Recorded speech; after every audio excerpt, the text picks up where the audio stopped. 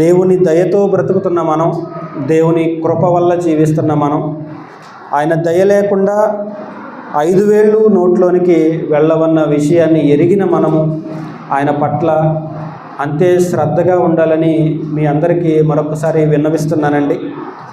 ఆదివారము ఆరాధన మనకి 10 గంటలకు ప్రారంభమవుతుంది. దయచేసి సమయానికి మీరు వచ్చి మీ దేవుణ్ణి మీరు మహిమపరచాల్సిందిగా మీకు మనవి చేస్తున్నాను. అది మీ బాధ్యత. వారమంతా కాపాడిన దేవునికి మరి సమయానికి వచ్చి సంఘమందరం కలిసి నిర్ణయించుకున్న సమయం 10 గంటలు కనుక మరి 10 గంటలకు రావడానికి ప్రయత్నించండి. దేవుని సన్నిధికి ఆలస్యంగా వెళ్ళటం దేవుణ్ణి అగౌరవపరచటం అని మరొకసారి మీకు జ్ఞాపకం చేస్తున్నాను. మీరు ఈ విషయంలో వచ్చే వారం నుంచైనా సరే వినాలమ్మా,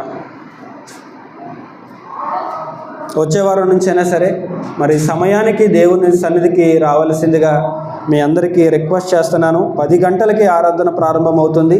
11 గంటల వరకు పాటలు పాడి దేవుణ్ణి స్తుతిస్తాము. ప్రారంభ ప్రార్థనలో మీరు ఉండాలి. పాటలు పాడుతున్నప్పుడు మీరు దేవుణ్ణి స్తుతించే దగ్గర మీరు ఉండాలి. ఆ తర్వాత ఒక 40-50 నిమిషాల పాటు వాక్యాన్ని మీకు వివరిస్తున్నాను. వాక్యాన్ని మీరు జాగ్రత్తగా వినాలి. ఆ తర్వాత మరి రక్షణ పొందిన వాళ్ళు, వాక్యానుసారమైన రక్షణ పొందిన వాళ్ళు ప్రభురాత్రి భోజనంలో పాలు పంచుకోవాలి. మీకు ఇచ్చిన వాటిలో దేవునికి మీరు కానుకలుగా ఇచ్చి దేవుణ్ణి మీరు ఘనపరచాలి. ఇది ఆరాధన. ఆరాధనలో 5 అంశాలు మీకు చాలాసార్లు జ్ఞాపకం చేశాను. 1 ప్రార్థన, పాటలు, వాక్యము, ప్రభురాత్రి భోజనము, కానుకలు. ఈ 5 అంశాల్లో ఎవరైతే పాలు పంచుకుంటారో వారు మాత్రమే ఆదివారపు ఆరాధనలో పాలు పంచుకున్నట్లు. దీనిలో ఏది మిస్ అయినా మనం ఆరాధనలో పరిపూర్ణంగా లేమన్న విషయాన్ని మీరు గుర్తించి ఆ విషయాన్ని బట్టి మీరు బాధపడాలని, అరే నా దేవుని సన్నిధిలో నేను మొదటి నుంచి ఉండలేకపోతున్నానే అని మీకు మీరుగా బాధపడి మరి తర్వాత నుంచైనా సరే ఈ పొరపాటు జరగకుండా మీరు జాగ్రత్త పడాలని మీ సేవకుడిగా మీకు అందరికీ మనవి చేస్తున్నాను. జాగ్రత్తగా మనం దేవుని వాక్యాన్ని ధ్యానం చేద్దాం. క్రీస్తు అనే బండ మీద క్రీస్తు సంఘము అనేది కట్టబడింది. సంఘానికి మూలము క్రీస్తు, సంఘానికి ప్రారంభకుడు క్రీస్తు. కనుక మనము క్రీస్తు ప్రభువుని మాత్రమే అనుసరించాలని, క్రీస్తు ప్రభువుని మాత్రమే వెంబడించాలని గత వారం మనం నేర్చుకోవటం జరిగింది. అదేవిధంగా క్రీస్తు ప్రభువు కట్టిన సంఘములో అనేక రకాలైనటువంటి అబద్ధ బోధలు చేసే అబద్ధికులు మరి ఉంటారన్న విషయాన్ని క్రీస్తు ప్రభువు చెప్పాడన్న మాటను జ్ఞాపకం చేసుకున్నాము. అదేవిధంగా పౌలు గారు చెప్పిన మాటను కూడా మనము జ్ఞాపకం చేసుకున్నాము. కాబట్టి మనం జాగ్రత్తగా ఉండాలి. మనం వింటున్న బోధ విషయంలో మనం ఏ సంఘముతో సహవాసము కలిగి ఉంటున్నాము, మనం ఎటువంటి బోధ వింటున్నాము అన్నదాన్ని మనం పరీక్షించుకోవలసి ఉంటుంది. ఎందుకంటే దేవుని నామం అన్యజనుల మధ్య భయంకరంగా అవమానింపబడుతుంది. ఈరోజు మనం సోషల్ మీడియాని ఓపెన్ చేసినట్లయితే క్రైస్తవ్యం మీద ఉన్నటువంటి ట్రోలింగ్స్ చాలా ఎక్కువ, చాలా దారుణంగా మాట్లాడుతూ ఉంటారు. ఈ గొర్రె బిడ్డలకి బుద్ధి జ్ఞానం ఉండదు అని మాట్లాడుతూ ఉంటారు. నిజంగానే క్రైస్తవ్యంలో కూడా మనం చేసేటువంటి కార్యక్రమాలు కూడా ఇతరులకు అలానే అనిపిస్తూ ఉంటాయి. అవి చాలా మీకు గత వారం మీ మధ్య నేను ప్రస్తావించాను. సంఘాలలో అరవడాలు, ఎగరడాలు, గంతులేయడాలు, ఏదో పూనకం వచ్చినట్టు కొట్టుకోవడాలు, ఏదో షివరింగ్ వచ్చేసినట్టు ఉణికిపోవడాలు, ఊగిపోవడాలు, రకరకాల అల్లరి చేష్టలు, విచిత్రమైన విన్యాసాలు, డ్యాన్సులు, ఇవన్నీ కూడా ఈరోజు క్రైస్తవ్యంలో కొన్ని రకాల డినామినేషన్లలో జరుగుతున్నటువంటి ఒక భయంకరమైనటువంటి కార్యక్రమాలు. ఇవన్నీ కూడా దేవుని నామాన్ని అన్యజనుల మధ్య అవమానానికి మరి అవహేళనకు గురి చేయటం మాత్రమే కాకుండా ఈరోజు మనం చేసే వికృత చేష్టలకు, మనం చేసే పనికి మాలిన పనులకు ఎవరిని తిడుతుంటారు, ఎవరిని మాట్లాడుతుంటారంటే క్రీస్తుని తప్పుగా మాట్లాడుతూ ఉంటారు. మనం చేసే తప్పుడు పనులను బట్టి మన రక్షకుడైనటువంటి, మన కొరకు ప్రాణం పెట్టినటువంటి మరి క్రీస్తు గురించి తప్పుగా మాట్లాడుతూ ఉంటారు. చాలా అసభ్యంగా ప్రభు గురించి మాట్లాడుతూ ఉంటారు. దానికి కారణం మనమే. మనం చేసేటువంటి చేష్టలే మరి ఇవన్నీ జరగడానికి మూలం. దేవుడు మన వల్ల ఘనపరచబడాలి తప్ప మన వల్ల అవమానపరచబడకూడదు. మన కోసం ప్రాణం పెట్టినందుకు మనలను బట్టి దేవుడు సంతోషించాలి తప్ప మనలను బట్టి దేవుడు బాధపడే విధంగా మనం ఉండకూడదు. అందుకనే దేవుని వాక్యాన్ని మనం జాగ్రత్తగా ఆలోచించాలి. దేవుడు ఎలా మనల్ని ఉండమన్నాడు, ఎలా ఆరాధించమన్నాడు, ఎలా ఆయన్ని స్తుతించమన్నాడు, ఎలా దేవుణ్ణి గణపరచమన్నాడు, విశ్వాస జీవితం ఎలా ఉండాలి, దేవునికి ఎలా మహిమకరంగా మనం జీవించాలి అనేటువంటి జ్ఞానం మనం కలిగి ఉండాలి. జ్ఞానం లేని వాళ్ళు ప్రతిదీ నమ్ముతారు. నాకు దర్శనాలు వస్తున్నాయని ఎవరైనా చెబితే నమ్ముతారు.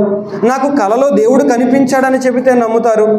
దేవుడు నాకు స్వస్థపరిచే వరాన్ని అనుగ్రహించాడు, నేను అందరినీ స్వస్థపరిచేస్తాను అంటే నమ్మేస్తూ ఉంటాం. అప్పుడు మనం కొంచెం కూడా ఆలోచించాం, అదేంటి దేవుడు దర్శనంతో ఆమెతో మాట్లాడిన దేవుడు, ఆయనతో మాట్లాడిన దేవుడు నాతో ఎందుకు మాట్లాడాడు? ఆమెలో ఉన్న ఎక్కువేంటి, నాలో ఉన్న తక్కువేంటి? దేవుడికి అందరూ సమానమే కదా, దేవుడు అందరినీ సమానంగా ప్రేమిస్తున్నాడు కదా, అందరికీ సమానంగా సృష్టినిచ్చాడు కదా, అందరికీ సమానంగా వాక్యం ఇచ్చాడు కదా. మరి దర్శనాలతో దేవుడు మాట్లాడాలనుకుంటే అందరితో సమానంగా మాట్లాడాలి కదా. ఆవిడతో మాట్లాడిన దేవుడు దర్శనాలు ఇచ్చి నాకు కూడా దర్శనాలు ఇచ్చి మాట్లాడాలి కదా. ఆవిడతో ఆయనతో కలలో మాట్లాడిన దేవుడు మరి నాతో కూడా కలలో మాట్లాడాలి కదా. నేను ప్రార్థన చేసుకుంటున్నాను కదా, నేను సన్నిధికి వెళుతున్నాను కదా, నేను దేవుని వాక్యాన్ని చదువుతున్నాను కదా, నేను కూడా అంతో ఎంతో భక్తిగా బ్రతుకుతున్నాను కదా. మరి ఆవిడతో మాట్లాడుతున్న దేవుడు, ఆమెతో మాట్లాడుతున్న దేవుడు నాతో ఎందుకు మాట్లాడాడు అని మనం ఎందుకు అనుకోలేమండి? మనం ఆలోచించాం. మనం ఎందుకు ఆలోచించమంటే మనకి కోరికలు ఎక్కువ, ఆశలు ఎక్కువ. కాబట్టి ఎవరు ఏ మాట చెప్పినా నమ్ముతాం, ఎవరి మాట అయినా నమ్మేస్తాం. మన కోరికలు తీర్చుకోవడానికి ఆవిడ దగ్గరికి వెళ్తే ఏదో మేలు జరుగుద్దనో, ఆయన దగ్గరికి వెళ్తే ఏదో ఉపకారం జరుగుద్దనో, ఏదో మేలు జరుగుద్దనో అని ఇలాగ ఎవరి మాటలు పడితే వాళ్ళ మాటలు మనం నమ్మేస్తూ ఉంటాం. అది దేవుని వాక్యములో ఉందా లేదా అనేది మనము చూడము. మీరు గమనించినట్లయితే జ్ఞాని అయిన సొలొమోను గారు మనకి ఒక విషయాన్ని తెలియపరచడం జరిగింది. మీరు బైబిల్ తెరిచి చూడగలిగితే సామెతల గ్రంథము 14వ అధ్యాయము 15వ వచనాన్ని ఒకసారి జ్ఞాపకం చేసుకుందాం. జ్ఞానము లేనివాడు ప్రతి మాట నమ్మును. జ్ఞానం లేనివాడు ఏం చేస్తారంటండి బావగారు? ఎవరు ఏది చెప్తే అదే నమ్ముతాడు, ఎవరు మాట్లాడితే అదే నిజం అనుకుంటాడు, ఎవరు ఏది చెప్తే అదే నిజం అనుకుంటాడు. ఎందుకంటే అతనికి ఏమీ లేదు, జ్ఞానము లేదు. జ్ఞానము లేనివాడు ప్రతి మాట నమ్ముతాడట. నిజమే కదా, అవునా కదా చెప్పండి? ఎవరు ఏది చెప్తే అది నమ్మేస్తూ ఉంటాం, ఎందుకంటే మనకి జ్ఞానం ఉండదు. అందుకే వ్యాపారాలన్నీ ఎక్కడ డెవలప్ అవుతాయంటే ఎక్కడ మరి జ్ఞానం లేని వాళ్ళు, పామరులు, చదువు లేని వాళ్ళు, ఇలాంటి వాళ్ళు ఎక్కడైతే ఉంటారో అక్కడ వ్యాపారాలు బాగా డెవలప్ అవుతాయి. ఒకప్పుడు మన ఊర్లో షాపుల్లో ఆ వ్యాపారి లేదంటే ఆ షావుకారు దానికి సంబంధించిన ఏదైనా ఒక వస్తువుకు సంబంధించి ఆయన ఎంత రేటు చెప్తే అంతే, మనకు తెలీదు, అవునా కదా? కేజీ కందిపప్పు 100 రూపాయలు అంటే 100 రూపాయలు ఇచ్చి కొనుక్కునేవాళ్ళం, మనకు తెలీదు. అమాయకత్వం మనది. దాని రేటు 100 రూపాయలా కాదని ఒకప్పుడు మనకు తెలీదు. కానీ ఇప్పుడు ప్రతిదీ మనకు తెలుస్తుంది. దానికి కారణం ఈరోజు మన చేతిలో ఉన్నటువంటి సెల్ ఫోన్, సోషల్ మీడియా దయ వల్ల మనకు అన్ని విషయాలు తెలుస్తున్నాయి. మంచి విషయాలు తెలుస్తున్నాయి. దౌర్భాగ్యమైన విషయం ఏంటంటే చెడ్డ విషయాలు కూడా తెలిసిపోతున్నాయి. ఏమండి? అవి తెలియాల్సిన సమయం వచ్చినప్పుడు సహజంగా తెలియాల్సిన విషయాలు ఆ సమయం రాకముందే, ఆ వయసు రాకముందే ముందుగానే వాటిని గూర్చిన సమాచారం ఈరోజు చిన్నపిల్లలకు సైతం తెలిసిపోతుంది. అందువల్లనే సమాజము పాడైపోతుంది, అందువల్లనే సమాజము చెడిపోతుంది. ఒకప్పుడు మనకి చోడవరం తప్పితే ఏమీ తెలీదు. నా చిన్నప్పుడు నేను హై స్కూలు మరి ఎలిమెంటరీ స్కూల్లో చదువుతున్నప్పుడు కానీ, హై స్కూల్లో 6వ తరగతి 7వ తరగతి ఆ టైంలో కానీ నాకు చోడవరం తప్పితే ఇంకేమీ తెలియదండి. నిజంగా నాకే కాదు, నా తోటి వయస్కులందరికీ అదే.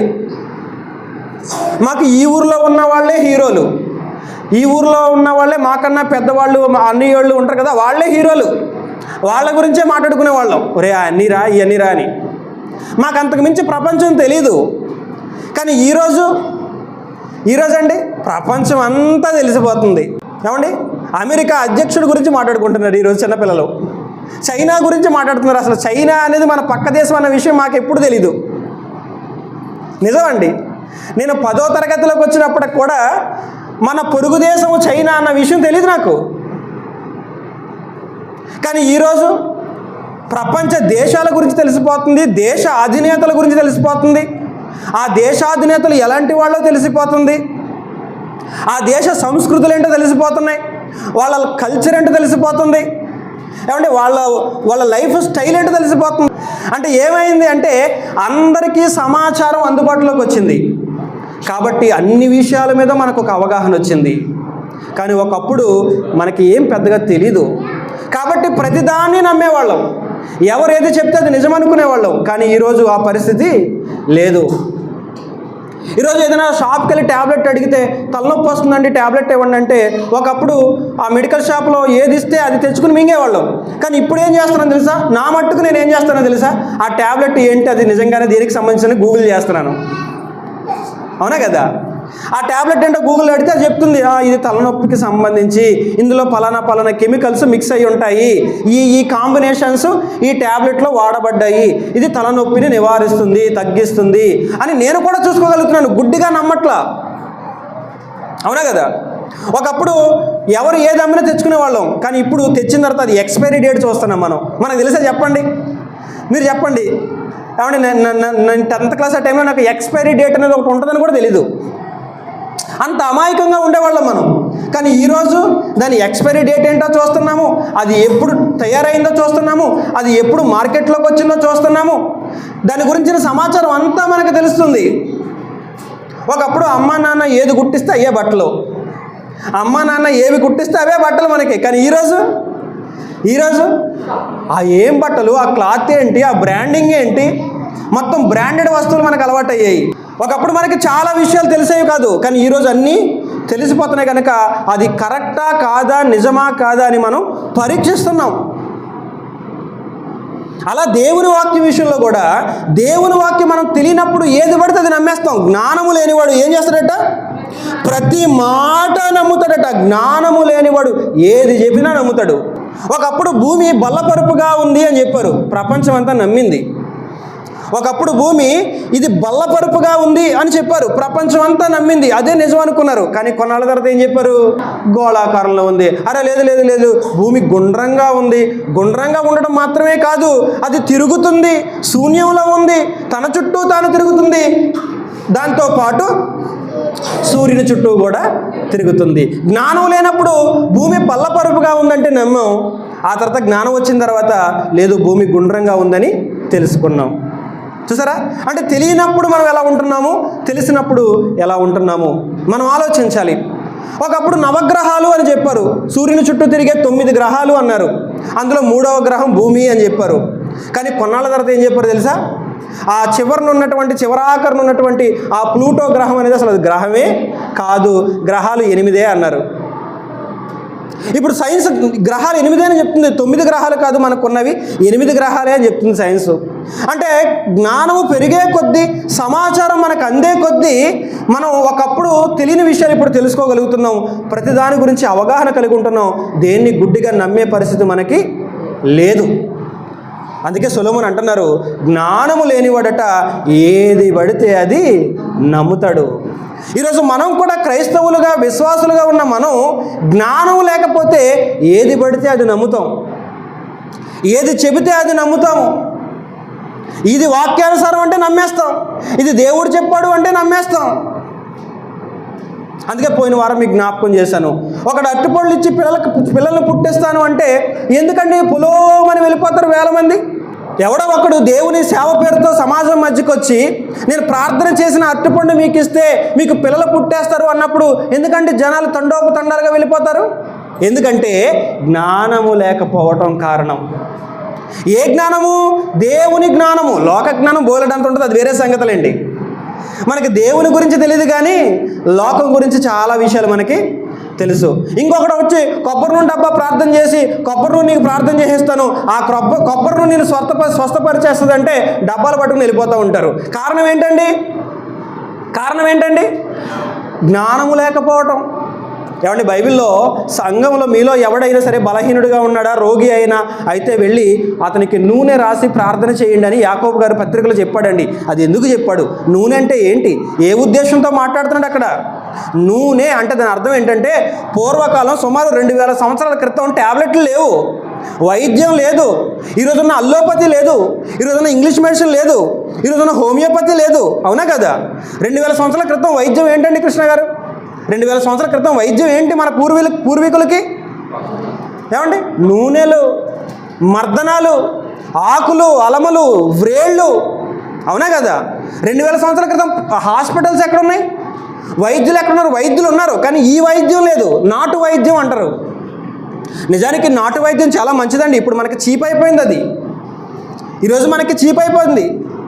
మొన్న నాకు బాగా వేడి చేసి టాయిలెట్కి వెళ్ళే దగ్గర నొప్పి వస్తుంది అంటే పావని మా అత్తగారును నా భార్య బొడ్డు చుట్టూ శుద్ధ రాస్తే చల్లబడిపోద్ది అని చెప్పారు. అయితే రాయండి అన్నాను. నిజంగానే శుద్ధ కొనుక్కొచ్చి బొడ్డు చుట్టూ రాస్తే ఆశ్చర్యకరంగా అది కూల్ అయ్యిందండి. టాయిలెట్కి వెళ్తున్నప్పుడు నొప్పి తగ్గిందండి, కంట్రోల్ అయ్యిందండి. అది గణేష్ తమ్ముడు చెప్తే నవ్వాడు. గణేష్ తమ్ముడు చూసి నవ్వాడు. శుద్ధ రాస్తే వేడి తగ్గడం ఏంటని అన్నాడు.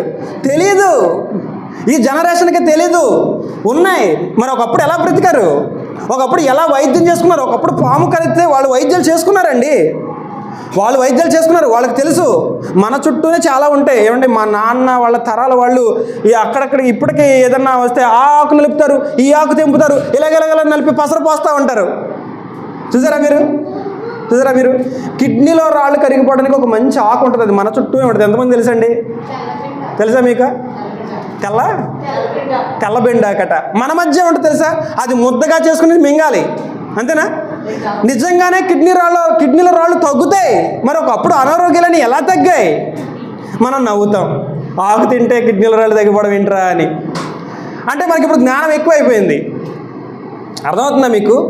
కనుక బైబిల్ గ్రంథంలో నూనె రాసి ప్రార్థన చేయమంటే ఏంటి? నూనె అంటే ఆ రోజు చెప్పాడు, నూనె రాసి ప్రార్థన చేయడం అంటే వైద్యం చేయించి ప్రార్థన చేయండి అని చెప్పాడు. నూనె అంటే అక్కడ కొబ్బరి నూనె కాదు. ఈ తలక మాసిన వాళ్ళందరూ కొబ్బరి నూనె డబ్బాలు చుందిరుతున్నారు కదా, బ్లెస్డ్ ఆయిల్ అట్ట, కొబ్బరి నూనె డబ్బాలు. కొబ్బరి నూనె కూడా ఆరోగ్యానికి మంచిది తెలుసా మీకు? కొబ్బరి నూనె కూడా మంచిది. మొన్న నాకు ఒళ్ళంతా అలర్జీ వచ్చింది, అప్పుడప్పుడు వస్తుంటుంది నాకు, చాలా విపరీతంగా వస్తుంది. చూడడానికి భయపడతారు మీరు. చాలా ఇంత ఉబ్బిపోతూ ఉంటుంది ఒళ్ళంతా. మరి ఎందుకోసం నాకు అర్థం కావట్లేదు. మాటికి వస్తుంటుంది. నాకు పులుపు ఎక్కువ తగిలినా, గ్యాస్ ఎక్కువైనా, స్వీట్ తిన్నా నాకు అట్లా వచ్చేస్తుంది. మొన్న ఈ మధ్య కూడా అలాగే వస్తే, నేను ఎప్పుడు వచ్చినా పిహెచ్సికి, నల్లజర్ల పిహెచ్సికి వెళ్తాను. వాళ్ళు ఒక ఇంజక్షన్ వేస్తారు, వెంటనే ఒక అరగంటకి కంట్రోల్ అవుద్ది, వస్తుంటుంది. ఇది నాకు అలవాటు అయిపోయింది. మొన్న ఏం చేశానంటే, ఈ పద్దాక నా బాడీకి ఇంజక్షన్ అలవాటు అయిపోతుంది, మాటికి ఇంజక్షన్ చేస్తున్నాను పిహెచ్సికి వెళ్ళి. ఇలా కాదు, నేను ఏమైనా సరే ఇది నా అంతటి నేనే తగ్గించుకోవాలని ఎంత దురదస్తున్నా గోక్కోకుండా, ఎంత ఇరిటేట్ చేస్తున్నా ఓర్చుకుని చాలా మొండిగా టెన్షన్ పడకుండా అలా కూర్చున్నాను అంతే. చర్చ్ బిల్డింగ్లో ఎక్కడికి వెళ్ళి అలా కూర్చునే ఉన్నాను. ఒళ్ళంతా పెరిగిపోతుంది. ఇంకా మన దగ్గర ఆగస్ట్ అని ఒక యాప్ ఉంది, దాన్ని అడిగాను, ఏంటి నా పరిస్థితి ఇలా అయిపోతుంది అన్నాను. నాకు చాలాసేపు మాట్లాడుతుంది. మీకు నిజంగా చెప్పినా అసలు ఎంత బెస్ట్ ఫ్రెండ్ మాట్లాడినట్టు మాట్లాడుద్ది మనతో. అఫ్కోర్స్ దానివల్ల చాలా నష్టాలు కూడా ఉన్నాయి, పక్కన పెడితే. అది చెప్పింది నాకు, ఒక కొబ్బరి నూనె నీట్గా ఒళ్ళంతా కొబ్బరి నూనె రాసుకోండి, చల్లని నీళ్ళతో శుభ్రంగా కడగండి, కంట్రోల్ అవుద్ది అని చెప్తే కొబ్బరి నూనె ఒళ్ళంతా మా అమ్మకి చెప్తే అమ్మ ఒళ్ళంతా కొబ్బరి నూనె రాసింది. ఏమండి, చల్ల నీళ్ళతో కడుక్కుంటూ ఉండండి అంది. కడుక్కుంటూ ఉన్నాను. ఎక్కువ టెన్షన్ పడకండి అంది, ధైర్యంగా ఉండండి అని ఇవన్నీ చెప్పింది. పాటించాను, సాయంత్రానికి తగ్గిపోయింది. ఆశ్చర్యం. అంటే మనం టెన్షన్ పడకుండా నిదానంగా ఉండి, మన దగ్గర ఉన్న కొబ్బరి నూనెలో ఆ ఔషధ గుణాలు ఉన్నాయా అంటే ఉన్నాయి. ఒళ్ళంతా ఫీవర్ వచ్చేస్తే పిల్లలకి ఏం చేస్తారండి? కొబ్బరి నూనె రాస్తారు. కొబ్బరి నూనెలో గుణాలు ఉన్నాయి. కొబ్బరి నూనెలో చాలా విలువైన, మరి దాన్ని ఏమనాలి, ఆరోగ్యాన్ని ఇచ్చేటువంటి విలువలు ఉన్నాయి. మీకు విషయం చెప్పిన ఔషధ గుణాలు. కేరళలో చాలామంది అందంగా ఉంటారు, మీకు తెలుసా? కేరళ లేడీస్ చాలా వైట్గా ఉంటారు, బ్యూటిఫుల్గా ఉంటారు. కారణం ఏంటో తెలుసా? కొబ్బరి నూనెతోనే వాళ్ళ వంటలన్నీ సాగుతాయి. అందుకే వాళ్ళు చాలా ఆరోగ్యంగా ఉంటారు, చాలా హెల్తీగా ఉంటారు, చాలా మంచి రూపం, చాలా మంచి స్కిన్ కూడా వాళ్ళకు ఉంటుంది. మనకు కొబ్బరి నూనెతో వండితే కక్కేసుకుంటాం మనం. అంటే కొబ్బరి నూనెలో అన్ని విలువలు ఉన్నాయి, కాదనట్లేదు. కానీ దేవుడు చెప్పేది కొబ్బరి నూనె కదా. అక్కడ మీలో ఎవడైనా రోగి అయినా ఒకసారి చూడండి, ఆ మాట చూద్దాం, ఒక మాట చూద్దాం. ఎందుకంటే జ్ఞానం లేకపోతే ప్రతి మాట నమ్ముతారని సొలొమోను గారు ఊరికే అనలేదండి. యాకోబు పత్రిక 5వ అధ్యాయం చూడండి. యాకోబు పత్రిక 5వ అధ్యాయము 14వ వచనాన్ని చూడండి. మీలో ఎవడైనాను రోగి అయి ఉన్నాడా? మీలో ఎవడైనా రోగి అయి ఉన్నాడా? ఏ రోగి? రకరకాల రోగాలు ఉంటాయి. ఏ రోగి? రోగి అయి ఉన్నాడా అన్నాడు. ఏ రోగి? రకరకాల రోగాలు ఉంటాయి. ఫలానా రోగి అని చెప్పలా. మీలో ఎవడైనాను రోగి అయి ఉండేనా? అతడు సంఘపు పెద్దలను పిలిపింపవలెను. ఏమంటే సంఘ పెద్దలు అనే దానికి బైబిల్ చాలా చాలా ప్రాధాన్యత ఇచ్చిందండి. భవిష్యత్తులో చెప్తాను మీకు. సంఘ పెద్ద అంటే నాకంటే గొప్ప వ్యక్తి. మీకు అర్థమవుతుందా? నేను సంఘంలో సువార్థికుణ్ణి. నేను ఎవరి కింద పనిచేయాలి తెలుసండి? సంఘంలో సంఘ పెద్దల కింద నేను పనిచేయాలి. సంఘ పెద్దలకి నేను లోబడాలి. దేవుడు ఆశీర్వదించి సంఘము డెవలప్ అయితే, సంఘము ఎదిగితే, ఇక్కడ సంఘ పెద్దలు తయారైతే సంఘమంతా వాళ్ళ ఆధ్వర్యంలో ఉంటుంది. వాళ్ళ ఆధ్వర్యంలో అప్పగించి వాళ్ళ కింద విధేయుడినే పరిచర్య చేస్తాను నేను. బైబిల్ ఇచ్చిన క్రమం అది. బైబిల్ గ్రంథం సంఘ పెద్దలకు అంత ప్రాధాన్యత ఇచ్చింది. అయితే ఆ సంఘ పెద్దలకి చాలా అర్హతలు ఉండాలి. మనకు డబ్బులుంటే సంఘ పెద్ద, పలుకుబడి ఉంటే సంఘ పెద్ద, కాస్త పేరుంటే సంఘ పెద్ద, వయసులో పెద్దోడైతే సంఘ పెద్ద. నో, సంఘ పెద్దలకి చాలా అర్హతలు ఉన్నాయండి. మీకు వివరిస్తాను. అలాంటి సంఘ పెద్దలు ఒకడు ఉండకూడదు. సంఘ పెద్దలు ఉండాలి. ఆ పెద్దల ఆధ్వర్యంలో సంఘం ఉండాలి. ఆ పెద్దల ఆధ్వర్యంలోనే సువార్థికుడు కూడా ఉండాలి. వాళ్లకు లోబడి పరిచర్య చేయాలి. వాళ్ళ అనుమతితోనే ఏదైనా సరే సువార్థికుడు చేయాలి. కానీ ఈ రోజుల్లో చూడండి, పాస్టర్ గారు ఒకడు ఉంటాడు సంఘంలో. అతను ఏదంటే అదే. అతను కూర్చోమంటే కూర్చోవాలి, నుంచోమంటే నుంచోవాలి. ఆ అర్హత సువార్థికుడికి ఇవ్వలేదండి బైబిల్. నిజమది, మీకు తెలీదు. కానీ బైబిల్ అర్హతలన్నీ ఎవరికి ఇచ్చింది తెలుసా తమ్ముడు? పెద్దలకి ఇచ్చింది. సంఘము పెద్దల ఆధ్వర్యంలో ఉండాలి. ఆ పెద్దల ఆధ్వర్యంలోనే నాకులాంటి సువార్థికుడు, వాక్యం చెప్పేవాడు పని చేయాలి. ఆ సంఘము నాలాంటి సేవకుడిని పోషించాలి. ఆ సంఘం ఆధ్వర్యంలో అతను ఉండాలి. ఇదంతా సంఘ క్రమం. ఎవరికి తెలియవు, ఎవరు చెప్పరు. ఏది పడితే నమ్ముతారు. ఎందుకు? సొలొమోను గారు ఏం చెప్పాడు? జ్ఞానము లేనివాడు ఏది పడితే అది ప్రతి మాటను నమ్ముతాడు. భవిష్యత్తులో పెద్దల గురించిన వివరణ మీకు తెలియపరుస్తాను. అతడు సంఘపు పెద్దలను పిలిపింపవలెను. వారు ప్రభువు నామమున అతనికి నూనె రాచి అతని కొరకు ప్రార్థన చేయవలెను. యాకోబు గారు చెప్తున్నాడండి ఈ మాట. సంఘానికి చెప్తున్నాడు. ఇదిగో సంఘమా, మీలో ఎవడైనా రోగి అయినా వాడు ఏం చేయాలంటే సంఘపు పెద్దలను పిలిపింపవలెను. ఎవరిని పిలవాలమ్మా? సంఘ పెద్దల్ని పిలవాలట. అప్పుడు ఆ సంఘ పెద్దలు ఆ బలహీనుడైన వాని ఇంటికి వెళ్ళి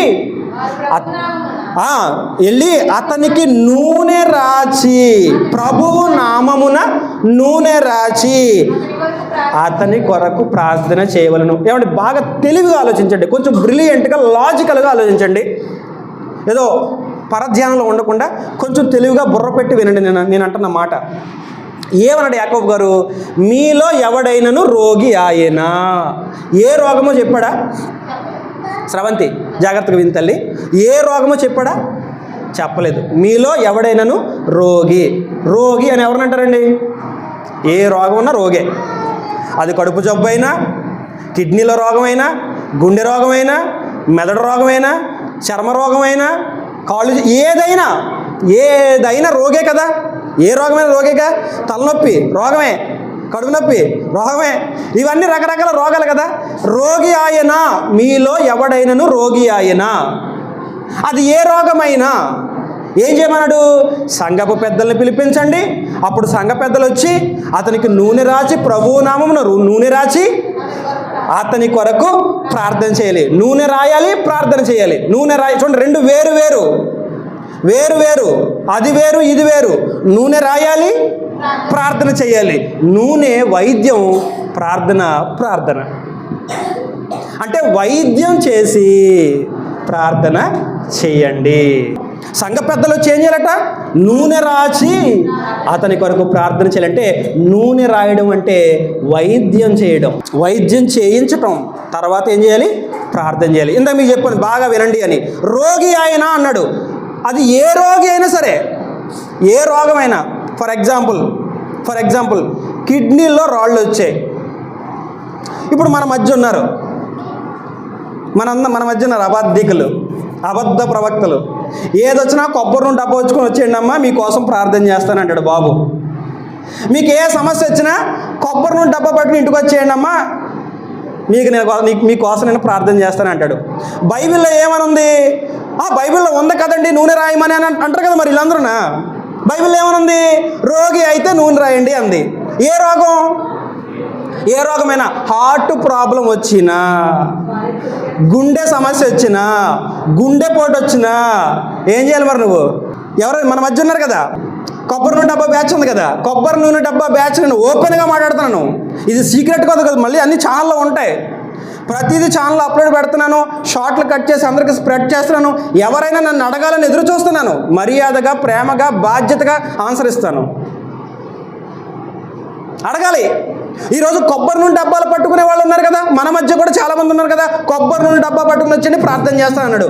బైబిల్లో ఉంది కదా అంటారు వీళ్ళు. బైబిల్లో ఏమనుంది? రోగి అయితే కొబ్బరి నూనె రాయమని ఉంది. ఏ రోగమో చెప్పాడా? అంటే ఏ రోగానికైనా నూనె రాయాలి, ప్రార్థన చేయాలి. మరి గుండెపోటు వస్తే నీ దగ్గరకు వస్తే నూనె రాసి హార్ట్ అటాక్ కంట్రోల్ చేయగలవా? అడగాలి మరి, డబ్బా పట్టుకుని వెళ్ళిపోవడం కాదు. నా మాట అర్థమవుతుందా మీకు? ఏ రోగి అయినా సరే నూనె రాయాలి, ప్రార్థన చేయాలన్నాడు. అది ఫలానా, మనమేమో కడుపు నొప్పులకు నూనె రాసి, తలపోట్లకు నూనె రాసి, మోకాళ్ళ నొప్పులకు నూనె రాసి, గుండెపోటు వస్తే మాత్రం హాస్పిటల్ పంపించేస్తారట. ఏ రోగమైనా నూనె రాయాలి, ప్రార్థన చేయాలి. ఈ బాబు ఏం చేస్తాడు? ఈయన ఏం చేస్తారు? ఈయన తలనొప్పి వస్తే నూనె రాసిస్తాడు, అమ్మ నూనె రాసుకోమ్మా అంటాడు. కడుపు నొప్పి వస్తే కడుపు మీద నూనె రాసుకోమ్మా అంటాడు. కాళ్ళు లాగేస్తున్నాయి గారు అంటే కాళ్ళకి నూనె రాసుకోమ్మా అంటాడు. మరి గుండెపోటు వస్తే ఏం పర్లేదమ్మా, గుండె దగ్గర నూనె రాసుకుని పడుకోమ్మా అంటాడా? వెంటనే బొల్లినేని హార్ట్ కేర్ అంటాడు. వై ఎవరు అడుగుతారు? ఎవరు అడగరు. అందుకే సొలొమోను ఏమన్నారంటే, జ్ఞానము లేనివాడు ప్రతి మాట నమ్మును. అమ్మ బైబిల్లో ఉందమ్మా, ఇదిగో అమ్మా యాకోబు పత్రికలో ఉందమ్మా, నూనె రాయమని ఉందమ్మా, ప్రార్థన చేయమని ఉందమ్మా. ఉందమ్మా. రోగి అయితే నూనె రాయమన్నాడు, కరెక్టే. ఏ రోగమో చెప్పలేదు. ఏ రోగి అయినా నూనె రాసి స్వస్థపరచాలి, ప్రార్థన చేయాలి. మరి ఏ రోగానికైనా సరే నువ్వు నూనె రాసి స్వస్థపరచాలి.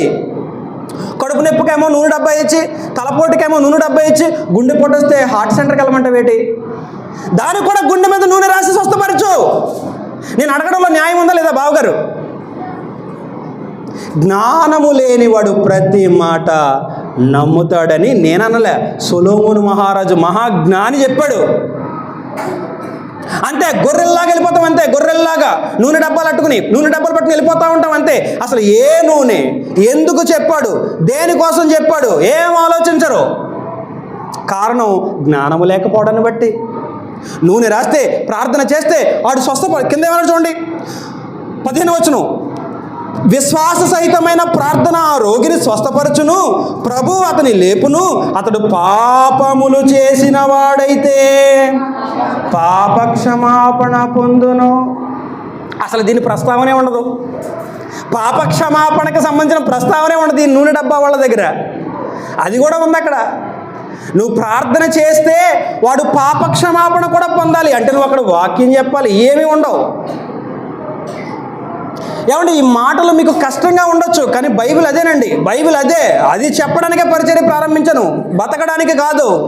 బ్రతుకు తెరువు కోసం బైబిల్ పట్టుకున్న వాళ్ళందరూ బతుకు రోడ్డు మీదకి ఎడవడానికి వచ్చారు సేవలోకి. నిజం. ఈ విషయం నేను ఎవరికీ భయపడను.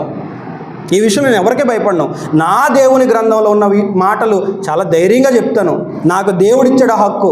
ఆ ధైర్యం నాకు దేవుడిచ్చాడు. నేను మాట్లాడతాను. బైబిల్లో ఎలా ఉంది, మీరు చేస్తున్నది తప్పండి అని చెప్తాను, దిద్దుకోమని చెప్తాను. లేదండి, కొబ్బరి నూనె డబ్బాల ప్రస్తావన బైబిల్లో లేదు. నూనె రాయమన్నాడు. ఏ రోగమైనా సరే నూనె రాయమన్నాడు. ఏ రోగమైనా సరే నూనె రాయి. మళ్ళీ హాస్పిటల్కి ఎందుకయ్యా పంపిస్తున్నావు? మోసమా కదా? పోయిన వారం చెప్పాను మీకు, ఇది మోసమా కదా? ఇంకా మీరు నూనె డబ్బాలు నమ్ముకుంటారంటే మీ ఇష్టం. నేను అసలు దానికి ఏం చేయలేను. నూనె కాదండి స్వస్థపరిచేది, దేవుడండి. మీ దేవుడు మిమ్మల్ని స్వస్థపరుస్తాడు. కష్టం వచ్చిందా, కడుపులో నొప్పి వచ్చిందా, ఇంకేదో బాధ వచ్చిందా, ఏమన్నా తెలుసా, ఇదిగో నీ గదిలోకి వెళ్ళు, తలుపేసుకో, మోకరించు, ప్రార్థన చేసుకో. నీ తండ్రి అమ్మ ఆయన నీ తండ్రి. నీ దేవుడైనా, నిన్ను కన్నవాడైనా మోకరించి గదిలోకి వెళ్ళి తలుపేసుకుని, తండ్రి నా పరిస్థితి ఇది, నాకు సహాయం చేయవా అంటే నీకు సహాయం చేయడానికి రెడీగా ఉన్నాడు ఆయన. మధ్యలో వీడేవాడు ప్రార్థన చేయండి అందరూ చేయమన్నాడా? కొందరికేనా? సేవకులకే ప్రార్థన చేసే అర్హత ఉందా? అందరికీ ఉందా? అందరికీ అనుమతి ఇచ్చాడు. ఎవరైనా సరే నాతో ఓపెన్గా మాట్లాడొచ్చు. మధ్యలో మళ్ళీ మీడియేటర్లు ఏం అవసరంలా. ఏమండి, నన్ను బుక్ చేయడానికి, నన్ను ఇరికించడానికి కొంతమంది కాల్స్ చేస్తూ ఉంటారండి. నేను చాలా జాగ్రత్తగా మాట్లాడుతూ ఉంటాను కొంతమందితోటి. అయ్యగారండి ప్రార్థన చేయండి మా కోసం. నిన్న ఒక 2 days 3 days బ్యాక్ ఏమో నాకు కర్ణాటక నుంచో మెదక్ జిల్లా నుంచి సంథింగ్ ఎవరో కాల్ చేశారండి. చేసి మాకు ఏదో సంథింగ్ సమస్య చెప్పి ప్రార్థన చేయండి అన్నారు. సరే చేస్తానండి అని చేశాను.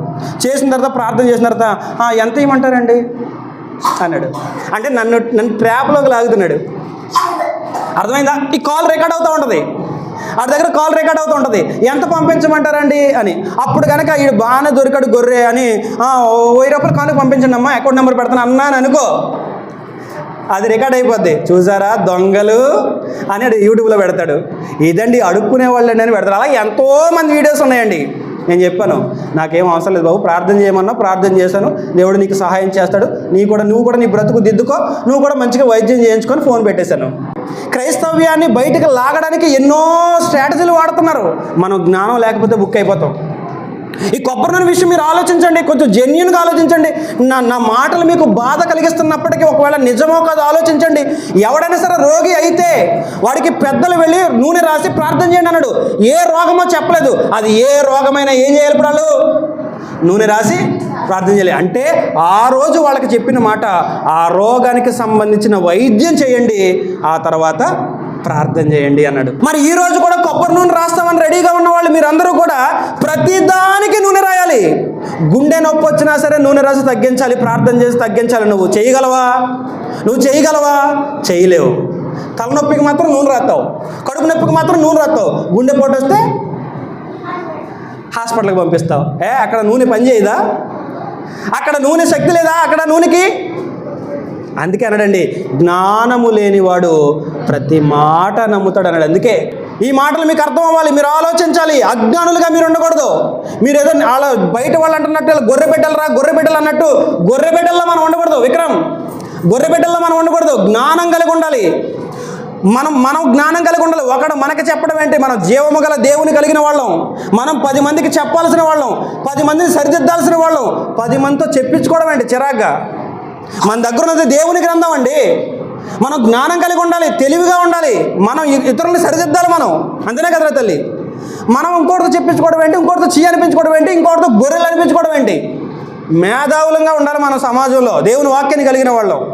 రోమీయులకు రాసిన పత్రిక 16వ అధ్యాయం 19వ వచనం, మీరు మేలు విషయమై జ్ఞానులను, కీడు విషయమును నిష్కపటులనై ఉండవలనని కోరుచున్నాను. అంటే మీరు జ్ఞానము కలిగి ఉండండి నాన్న, మేలు విషయంలో జ్ఞానం కలిగి ఉండండి. మీ దగ్గర ఉన్న గ్రంథం ఏమనుకుంటున్నారు? నేను రాయించిన గ్రంథం అది. దేవుడు రాయించిన గ్రంథం మన దగ్గర ఉంటే మనం ఎంత ఇంటలెక్చువల్గా ఉండాలండి, మనం ఎంత నాలెడ్జ్డ్గా ఉండాలండి, మనం ఎంత జ్ఞానం కలిగి ఉండాలండి. ఎందుకంటే వాడితో వీడితో గొర్రె బిడ్డలు అనిపించుకుంటున్నావు? నీ దేవుడు అంత చిన్నవాడా? నీ దేవుడు గొప్పవాడు. బుద్ధి జ్ఞానముల సర్వ సంపదలు ఆయన యందు గుప్తములై ఉన్నవి అని చదువుకున్నాం మనం. మరి ఆయన నమ్ముకున్న నువ్వు ఎంత జ్ఞానంగా ఉండాలి. వాడికి వీడికి ట్రోల్ ఐటమ్ అయిపోతున్నారండి ఈరోజు క్రైస్తవులు. ట్రోలింగ్ ఐటమ్స్, అవునా కదా?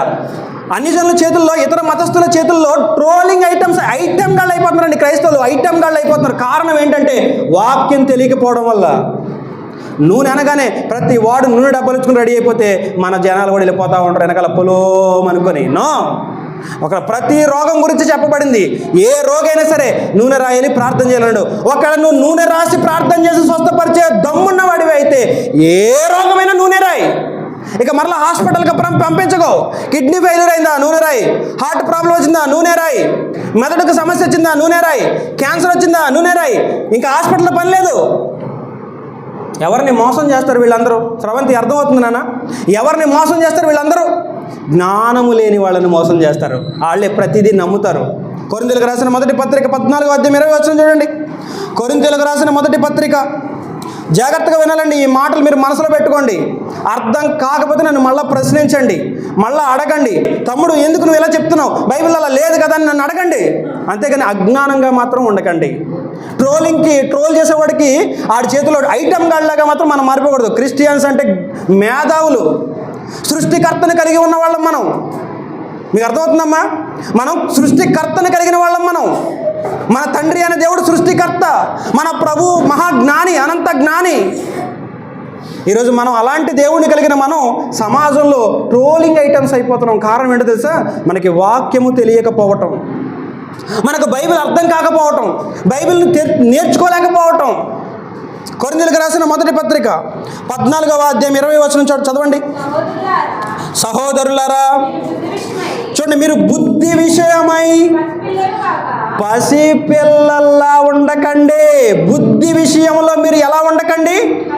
పసిపిల్లల్లా ఉండకండి. బుద్ధి విషయమై పసిపిల్లలుగా ఉండక దుష్టత్వము విషయమై శిశువులుగా ఉండండి. బుద్ధి విషయమై పెద్దవారలై ఉండండి. చూసారండి, అండర్లైన్ చేసుకోండి. ఎంత మంచి మాట అండి, పౌలు గారు చెప్తున్న మాట. మరలా చదువుతున్నాం చూడండి. సహోదరులారా, మీరు బుద్ధి విషయమై పసిపిల్లలు కాక, అంటే మీరు బుద్ధి లేని వారుగా ఉండకండి అని. పసిపిల్లలు ఉన్నారు, వాళ్ళకి ఏం తెలుసా తమ్ముడు? పసిపిల్లలకి ఏం తెలీదు, వాళ్ళకి బుద్ధి జ్ఞానం ఏమీ తెలీదు. బుద్ధి విషయంలో మీరు వాళ్ళలా ఉండకండి. బుద్ధి విషయమై పసిపిల్లలు కాక, ఇదిగో దుష్టత్వము విషయంలో మాత్రం చిన్నపిల్లల్లా ఉండండి. మనకేమో దుష్టత్వం విషయంలో మాత్రం అన్నీ తెలుసు, బుద్ధి విషయంలో మాత్రం ఏమీ తెలీదు. అంతే కదా కృష్ణ? మనకి చెడ్డ విషయాలు బాగా తెలుసు, కానీ మంచి విషయాలు తెలియవు. చెడ్డ విషయాలు చాలా తెలుసు మనకి. ఎవరిని ఎలా మోసం చేయాలో తెలుసు, ఎవరితో ఎలాగ వాదించాలో తెలుసు, ఎవరిని ఎలాగ ట్రాప్ చేయాలో తెలుసు, ఎలా తప్పు చేయాలో తెలుసు, తప్పు చేసి దొరకకుండా ఉండాలంటే ఏం చేయాలో తెలుసు, ఎలా అబద్ధాలు ఆడాలో తెలుసు, ఎలా దొంగిలించాలో తెలుసు, ఎలా మోసం చేయాలో తెలుసు, ఎలా దోచేయాలో తెలుసు, అన్నీ తెలుసు. కానీ మంచి విషయాలు మాత్రం మనకి అవి తెలిసినంతగా ఇవి తెలీదు. అందుకే పౌలు గారు అంటున్నాడు, సహోదరులారా, మీరు బుద్ధి విషయమై పసిపిల్లలు కాకండి, దుష్టత్వము విషయమై శిశువులుగా ఉండండి. మరలా బుద్ధి విషయమై పెద్దవారలై ఉండండి. ఇదిగో బుద్ధి విషయంలో, జ్ఞానం విషయంలో మీరు పెద్దవాళ్ళల్లా ఉండండి నాన్న. మీరు చిన్నపిల్లల్లా ఉండకండి. ప్రతి పనికి మాలిన వాడి చేతిలో ట్రోలింగ్ ఐటమ్ అయిపోకండి. మీరు కలిగి ఉన్నది జీవగ్రంథాన్ని, మీరు కలిగి ఉన్నది సాక్షాత్తు దేవుడు రాయించిన పరిశుద్ధ గ్రంథాన్ని. దాన్ని పట్టుకున్న మీరు ప్రతివాడి చేతికి ఎందుకయ్యా మీరు అమాయకులలాగా, అజ్ఞానులలాగా, గొర్రెబిడ్డల్లాగా, పిచ్చివాళ్ళలాగా, తెంగరాళ్ళలాగా, మూఢస్తుల్లాగా, మూర్ఖుల్లాగా ఎందుకయ్యా కనపడతారు? మీరు జ్ఞానము కలిగి ఉండండి. మీ దగ్గర జ్ఞాన గ్రంథాన్ని ఇచ్చాను, అది మీరు బాగా చదవండి. అందులో నేనేం చెప్పానో నేర్చుకోండి. అన్యులకి అవమాన పాలు అవ్వకండి, మీరు అవమాన పాలు అవ్వకండి, నన్ను అవమాన పాలు చేయకండి అన్యుల మధ్య అని దేవుడు అంటున్నాడండి. బుద్ధి విషయమై పెద్దవాళ్ళై ఉండండి. అంటే ఆ బుద్ధి ఎలా వస్తుందండి మనకి? బుద్ధి జ్ఞానములు మనకి ఎలా వస్తాయండి? దేవుని గ్రంథమును ధ్యానిస్తే వస్తాయి. బుద్ధి జ్ఞానముల సర్వ సంపదలు క్రీస్తునందు గుప్తములై ఉన్నవి. ఆ క్రీస్తు వాక్యము రూపంలో ఈరోజు మన మధ్య ఉన్నాడు. ఆ వాక్యాన్ని ధ్యానిస్తే మనకి జ్ఞానం వస్తుంది. ఆ వాక్యాన్ని నేర్చుకుంటే మనకి బుద్ధి వస్తుంది, తెలివి వస్తుంది. అందుకే ఫ్రైడే బైబిల్ క్లాసులు మానకండి అంటున్నాను. ఇలాంటి సండే వర్షిప్లో జనరల్గా మాట్లాడుతున్నాను, కానీ ఫ్రైడే క్లాసుల్లో మాత్రం టాపిక్ వైజ్గా మాట్లాడుతున్నాను. ప్రతి టాపిక్ మీద మాట్లాడుతున్నాను. కొందరే వస్తున్నారు, ఆదివారం వచ్చిన వాళ్ళందరూ శుక్రవారం రావట్లేదు. అంటే వాక్యం మాకు అవసరం లేదనుకుంటున్నారేమో, నాకు అర్థం కావట్లేదు. వాక్యం నేర్చుకోవాలండి. వాక్యం దగ్గర మనందరూ చిన్నవాళ్ళమేనండి. ఏం పోయిందండి, ఒక గంట దేవుని సన్నిధిలో కూర్చుంటే ఏం నష్టపోతామండి? మనం ఏం నష్టపోతాం చెప్పండి? ఏం కొంపలు మునిగిపోతే చెప్పండి? ఒక గంట సేపు చక్కగా కూర్చుని వాక్యం నేర్చుకుంటే మనకు తెలుస్తుంది కదా. ఈ స్వస్థతల గురించి ఏంటి, ఈ దర్శనాల గురించి ఏంటి, ఏమంటే బాప్తిజం అంటే ఏంటో చెప్పాను, బాప్తిజం ఎలా తీసుకోవాలో చెప్పాను, బాప్తిజం ఎప్పుడు తీసుకోవాలో చెప్పాను, అసలు బాప్తిజం దాని గురించి పూర్తి వివరణ మీకు ఇచ్చాను. శుక్రవారం క్లాసులకు వచ్చిన వాళ్ళకి దాని గురించి తెలుస్తుంది, రాని వాళ్ళకి మళ్ళీ నేను చెప్పగలనా? మళ్ళీ మీరు నాకు దొరుకుతారా? ఆదివారం దొరుకుతారు ఒక గంట. ఆ గంట ఎన్నో చెప్పాలనుకుంటాను, కానీ ఒక పక్క అది తెగ తిరుగుతూ ఉంటుంది ముళ్ళు. నేను చెప్పాలనుకున్న నోట్స్ అంతా నోట్స్ లాగానే ఉంటుంది, టైం అయిపోతూ ఉంటుంది, టెన్షన్ వచ్చేస్తూ ఉంటుంది. దేవా ఎలాగ వీళ్ళకి ఎలాగ అర్థం చేయించాలి? అందుకే ఏమాత్రం అవకాశం ఉన్నా శుక్రవారం బైబిల్ క్లాస్కి రెండమ్మా. ఒక 1 అవర్ చాలా విషయాలు నేర్పిస్తాను.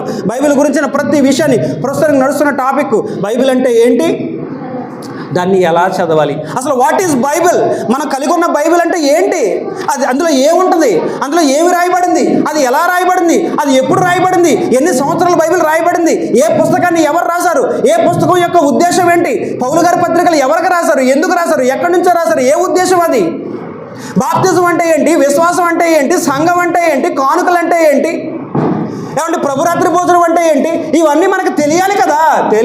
తెలియకపోతే అజ్ఞానిగా మిగిలిపోతావు, ఏది పడితే అది నమ్ముతావు. జ్ఞానము లేనివాడు ప్రతి మాట నమ్ముతాడు, మోసగింపబడతావు. బావగారు, అందుకే బైబిల్ బాగా తెలుసుకోవాలండి, బైబిల్ నేర్చుకోవాలండి. దేవుడు ఏం చెప్పాడో తెలుసుకోవాలండి. ఏమన్నాడండి అక్కడ, దుష్టత్వము విషయమై శిశువులుగా ఉండుడి, బుద్ధి విషయమై పెద్దవారై ఉండండి.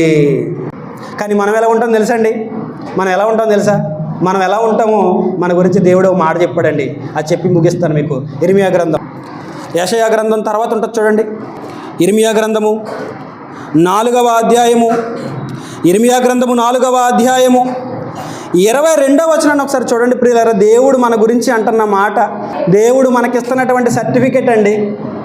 చక్కగా అండర్లైన్ చేసుకోండి పెన్నులు ఉన్నవాళ్ళు.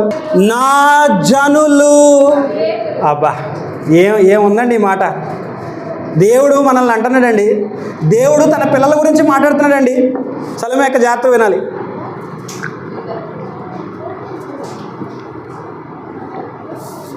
జాగ్రత్తగా వినాలండి. దేవుడు మన గురించి అంటున్న మాట తమ్ముడు, నా జనులు మహాజ్ఞానులు అనట్లేదు, నా జనులు మేధావులు అనట్లేదు. ఏమండి, నా జనులు అవివేకులు. అందుకేనండి బయట వాళ్ళు మనల్ని ఒరే గొర్రెబిడ్డ, ఒరే గొర్రె. ఏమంటే యూట్యూబ్లో ఒక ఆవిడ ఉంటుందండి, ఒక లేడీ, శ్రీకాకుళం ప్రాంతానికి చెందిన ఒక తల్లిగారు. ఆవిడ ఎంత హేళనగా మాట్లాడుతుంటుందంటేనండి, గొర్రెని పట్టుకుని మాట్లాడుతూ ఉంటారండి. ఆవిడ గొర్రెని పట్టుకొని, ఏమే గొర్రె, ఎరా గొర్రె అంటూ ఉంటుందండి. అంటే అక్కడ ఎవరు, ఆ గొర్రె ఎవరు, ఆ గొర్రె ఎవరు, క్రైస్తవుల్ని. ఆ గొర్రెని వెటకారంగా గొర్రెతో మాట్లాడుతుంటుంది. ఎరా గొర్రె, ఈరోజు ఆరాధనకి వెళ్ళలేదా, ఎరా గొర్రె ఈరోజు చర్చికి వెళ్ళలేదా అని. చూడండి, సోషల్ మీడియాలో యూట్యూబ్లో ఉన్నాయి. తెల్లవారితే ఫోన్తోనే కదా ఉంటున్నాం.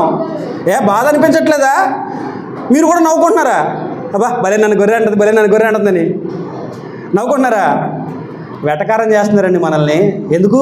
మనకు వాక్యం తెలియకపోబట్టి. దేవుడు అన్నాడండి, నా జనులు ఎవరట, అవివేకులు.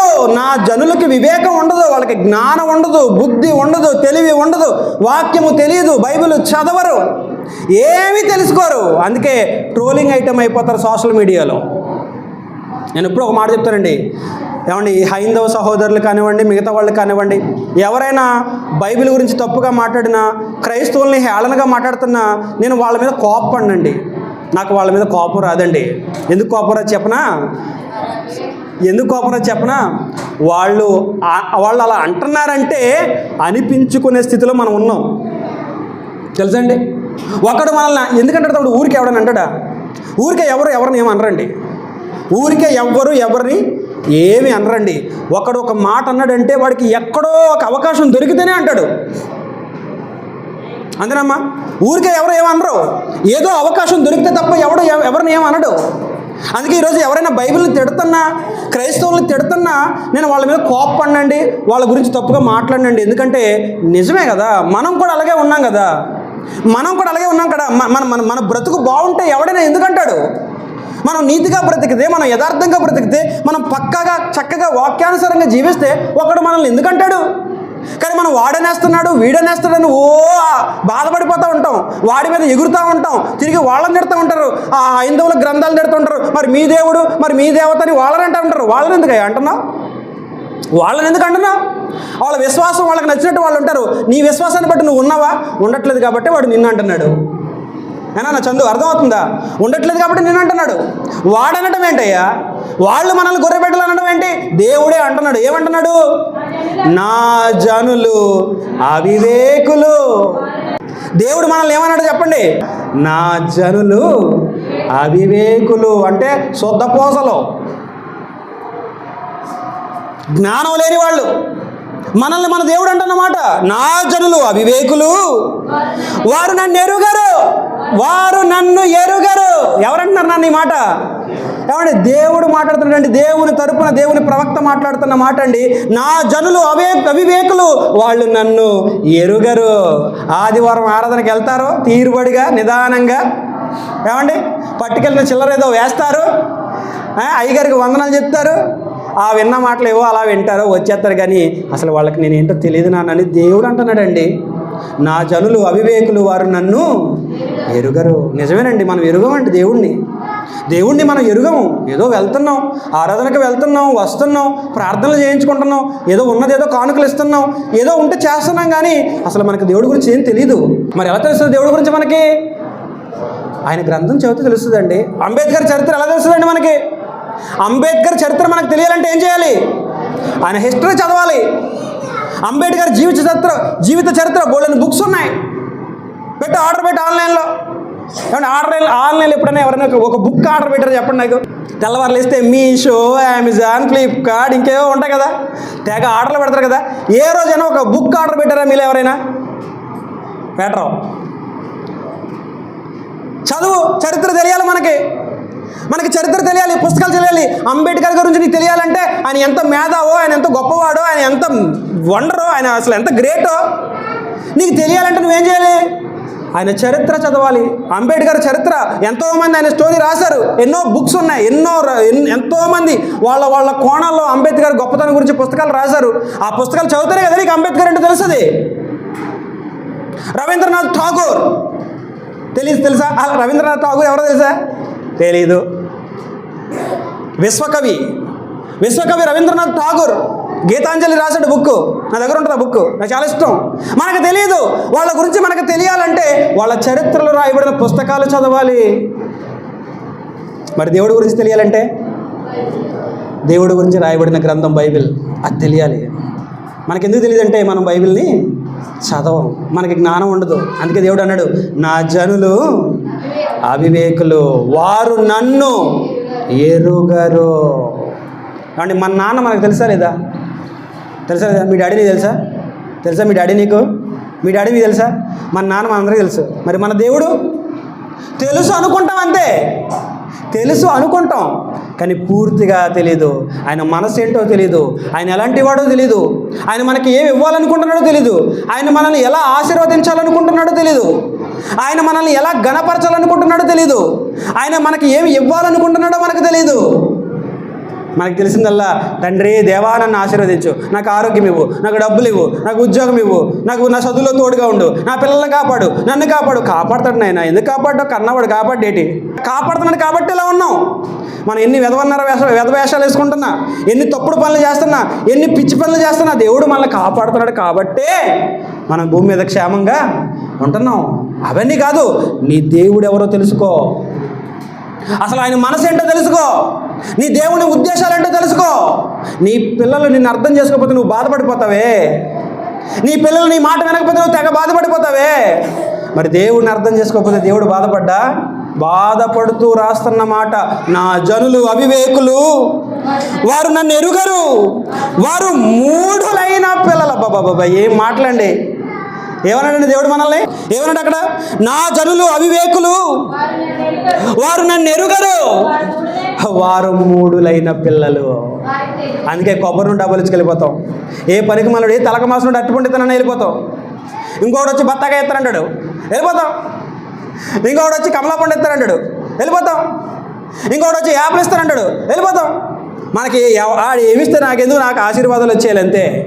దేవుని గురించి కానీ, దేవుని గ్రంథం గురించి కానీ, ప్రాణం పెట్టిన ప్రభు గురించి కానీ మనం ఏమీ తెలుసుకోం. ఎంత మాట అన్నాడండి మనల్ని? మూఢులైన పిల్లలు, వారికి ఏమీ లేదు, తెలివి లేదు. ఏమంటే దేవుడు అంటుంది ఎవరిని అనుకున్నారు? మనల్నే. నా జనులు అవివేకులట, వాళ్ళు నన్ను ఎరుగరంటున్నాడు, వాడు మూఢులైన పిల్లలు, వారికి తెలివి లేదు. ఏమంటే తర్వాత మాట చూడండి, ఇంకా ప్యాట్మని కొట్టినట్టు ఉంటుంది చెంప మీద పెట్టి. ఏమంటే తర్వాత మాట చూడండి, ప్యాట్మని చెంప మీద కొట్టినట్టు ఉంటుంది చూడండి ఆ మాట. కీడు చేయడం వాళ్ళకి తెలుసు కానీ మేలు చేయుటకు బుద్ధి చాలదు. బాబా ఏమంటే ఇలాంటి మాటలు ఎప్పుడైనా విన్నారా? అసలు ఇలాంటి వచనం ఒకటి ఉందని మీ జీవితంలో ఎప్పుడైనా విన్నారా? ఈ వచనాన్ని గురించి ఎవరైనా మీకు వివరించడం మీరు విన్నారా? వింటే చేయతండి. ఈ వచనం గురించి నేను విన్నాను, ధైర్యంగా ఎత్తండి, నో ప్రాబ్లం. 30 ఏళ్ల భక్తి జీవితంలో, 40 ఏళ్ల భక్తి జీవితంలో, అమ్మ నీ 50 ఏళ్ల భక్తి జీవితం సుమారు కదా, ఏ రోజైనా ఈ వచనం విన్నావా? ఈ వచనం గురించిన వివరణ ఏ సేవకుడైనా చెప్పడం విన్నావా? మా అమ్మనే అడుగుతున్నానండి. 50 సంవత్సరాలు తన భక్తి జీవితంలో విన్నావు ఎప్పుడైనా ఈ వచనం గురించి కానీ, ఈ వచనం వివరణ కానీ విన్నావా? వినవు. ఎవడో చెప్పండి, నీకు ఎవరో చెప్పరు. విశ్వాసాలందరి కోసం ప్రార్థన చేస్తాడు అంతే. వాళ్ళందరికీ ఉద్యోగాలు ఇచ్చేయాలి, వాళ్ళ దశంభాగాలు తెచ్చి నీకు ఇచ్చేయాలి. ఎందుకు ఈ బాధ? అదేదో నువ్వే అడగొచ్చుగా దేవుడిని డైరెక్ట్గా. అదేదో డైరెక్ట్గా దేవుడిని నువ్వే అడగొచ్చుగా. విశ్వాసకు ఉద్యోగం వచ్చి ఆడి తెచ్చి మళ్ళీ దశంభాగం నీకు ఇచ్చి, నువ్వు కారు కొనుక్కొని, నువ్వు ఇల్లు కట్టుకొని, ఏంటి డ్రామాలేంటి? తెలియవు ఈ విషయాలు మనకు ఎవరో చెప్పరు.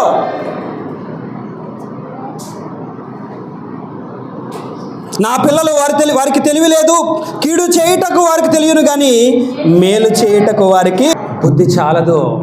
అందుకే జ్ఞానము కలిగి ఉండాలి. మనం దేవుని మనసు తెలుసుకోవాలి. జ్ఞానము లేనివాడి ప్రతి మాట నమ్ముతాడు, ప్రతి దొంగని నమ్ముతాడు. క్రిస్టియానిటీలోకి వచ్చిన ప్రతి వాడు రాత్రికి రాత్రి వచ్చేస్తారండి.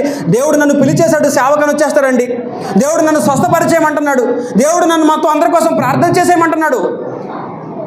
అంటే మన ఊళ్ళో కూడా తయారైపోతున్నారండి బ్యాచ్.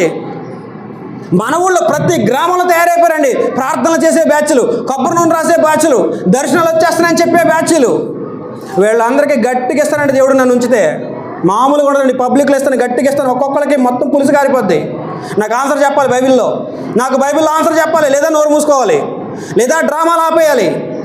డ్రామాలన్నా ఆపే, లేదంటే నాకు ఆన్సర్ అయినా చెప్పు బైబిల్ బట్టి. నాకు ఆ హక్కు ఉంది. నేను పట్టుకున్న బైబిల్ మీద నువ్వు మాట్లాడుతున్నావు. ఎవరిని మోసం చేస్తావు? ఏ అమాయకులను మోసం చేస్తావు? ఎవరి డబ్బులు దోచుకుంటావు? ఎవరి ధనాన్ని దోచుకుంటావు? కష్టాల్లో ఉన్నవాడు ఆశతో ఎదురు చూస్తూ ఉంటాడు. ఎవరు ఏ సహాయం చేసినా తీసుకుందామని ఉంటుంది. అవునా కదా చెప్పండి? మోసగాళ్ళు పెరిగారు. అందుకే జ్ఞానము కలిగి ఉండాలి. దేవుడు బాధపడుతున్నాడు, నా జనులు అవివేకులు. మరొకసారి ఆ మాట మరలా జాగ్రత్త చూద్దాం, ముగించుకుందాం. నా జనులు అవివేకులు, వారు నన్ను ఎరుగరు, వారు మూఢులైన పిల్లలు, వారికి తెలివి లేదు.